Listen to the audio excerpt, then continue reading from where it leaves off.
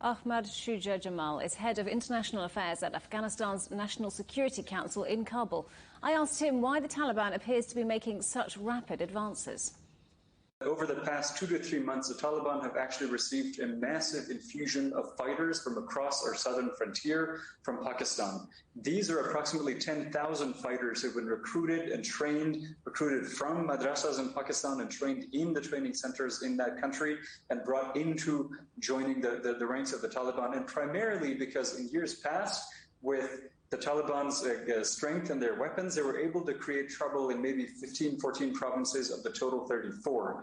Because if you have 14 men with 14 guns, you send them to 14 provinces. But when you have more men with more guns, you can send them to more places. And that's, I think, really the intelligence estimates and assessments show the main reason behind the Taliban's greater success this year. What can Afghan defense forces do to try and turn the tide?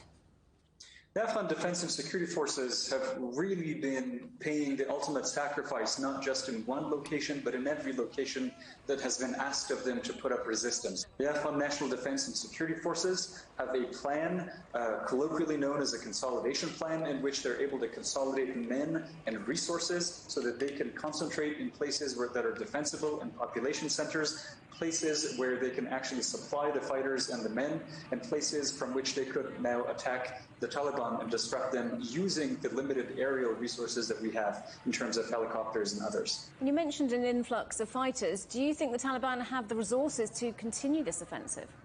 All of the leadership of the Taliban, the senior leadership, is based in Pakistan. What we want the Pakistanis to do is to send these leaders home into Afghanistan.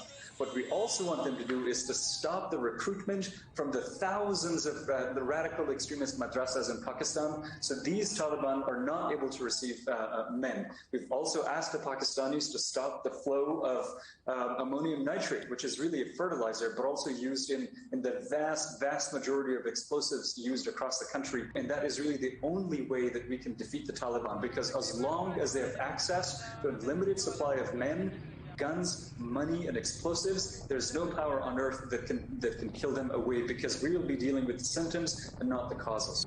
And what about peace talks? Is there still a place for them? Is there any chance of success? There's always a place for resolving battlefield, violent war situations on the negotiating table through diplomacy and politics. And that's why the door to peace from the Afghan government's perspective is always going to remain open. But the more urgent situation, Robin, is that wherever the Taliban have been, a humanitarian situation with the civilians has followed them. There's been an increase, a sharp increase in the civilian casualties because the Taliban are using civilian homes to stage attacks from.